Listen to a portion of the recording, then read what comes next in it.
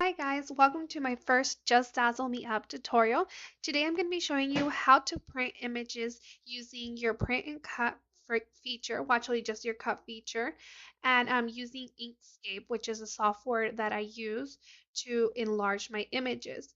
The reason that I was really hard for me to find a tutorial is because a lot of the times when we use the print and cut, it's a really waste of paper.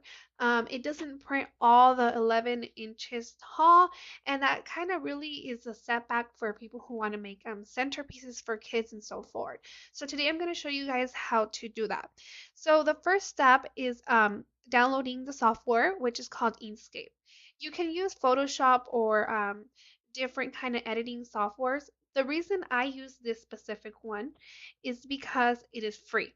I'm gonna put the just link in the description box below.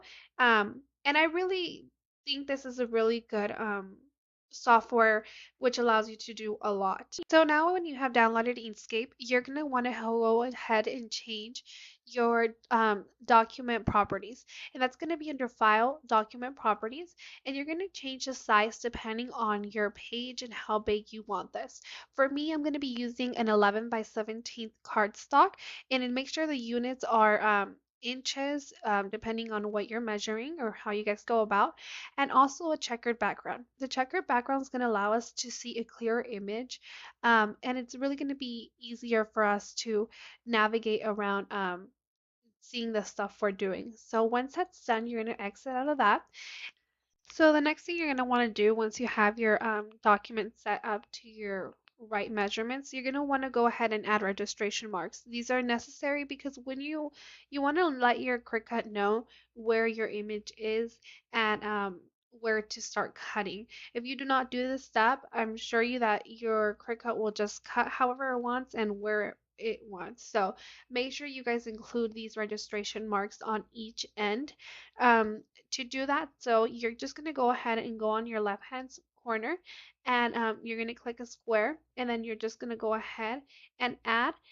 You have to change your size. Of course, you could change it up here to where it has um, MLs. Make sure one thing that I think is kind of frustrating about this software is that sometimes you're like, oh, I can't move it, I can't do it, I can't. It just keeps on creating more squares.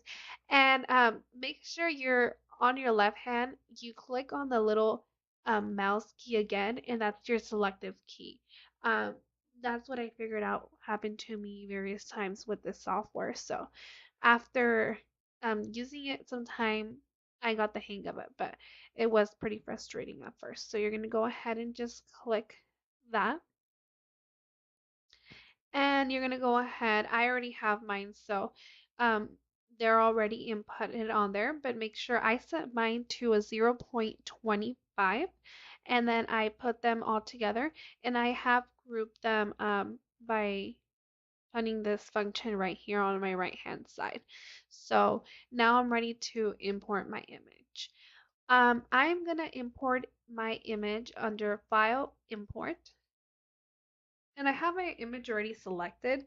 However, when you're looking for images, make sure you guys get a PNG. The reason is that it's going to be a clear background, and make sure you get it in a high dimension pixels because you do not want to go ahead and have a nice image and when you blow it up, it looks super pixeled and it really is not nice for centerpieces or anything of that sort. So our Moana is already in here.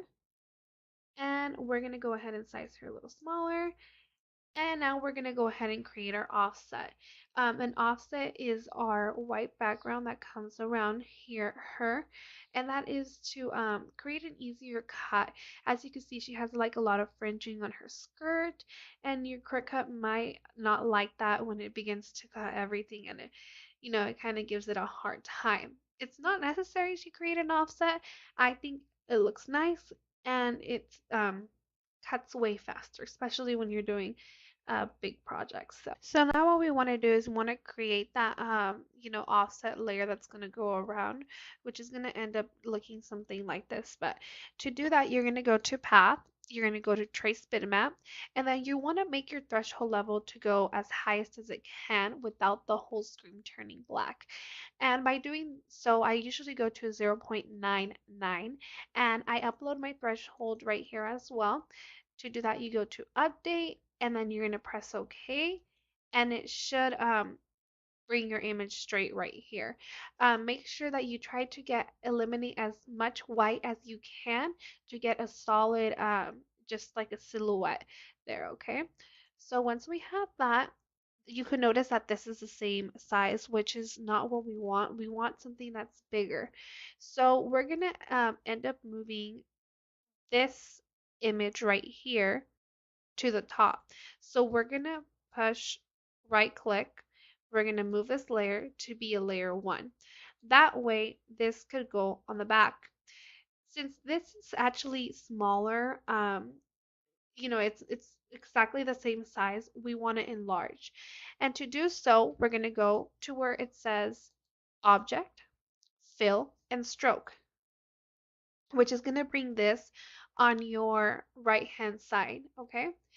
Under this little square right here, you're going to see this like color sequence or different. Where you have your RGBA, you're going to want to change that to Fs, completely all Fs. And as you can see, that changed your color from black to white.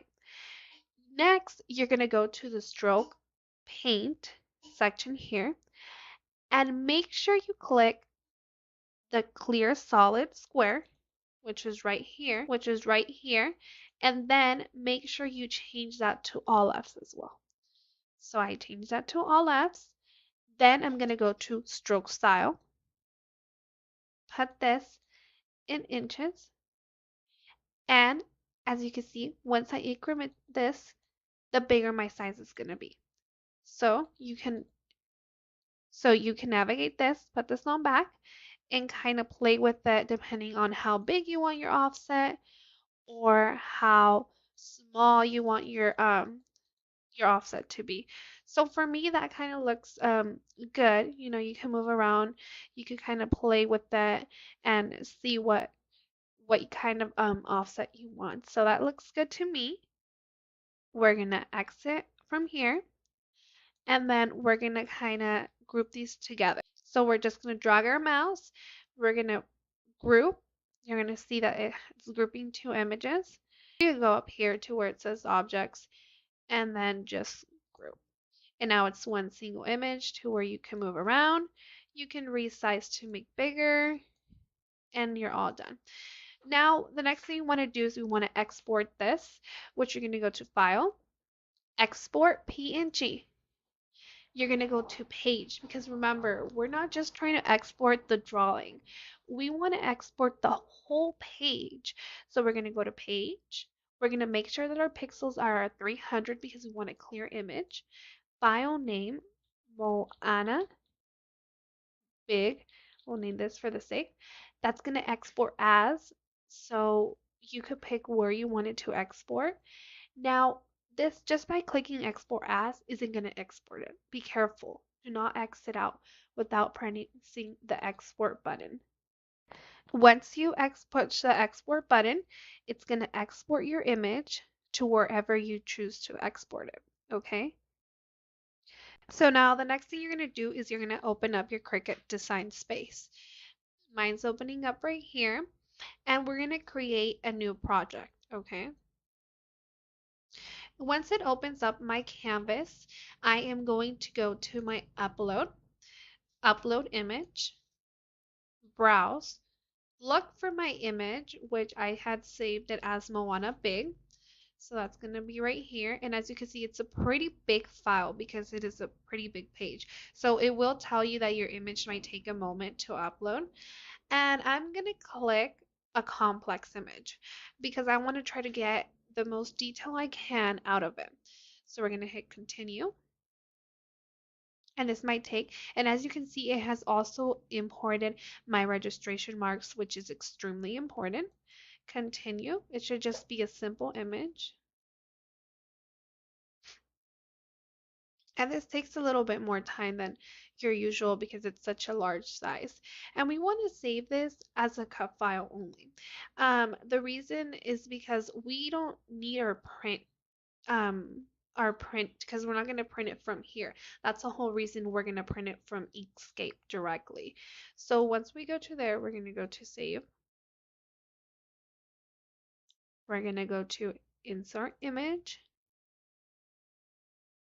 And then we're going to go ahead and resize because right now it looks huge. So we're going to do width 11 and we're going to do the same as our other page that was over there, 17. And then we're going to position at 0.0. So that could give us a good position.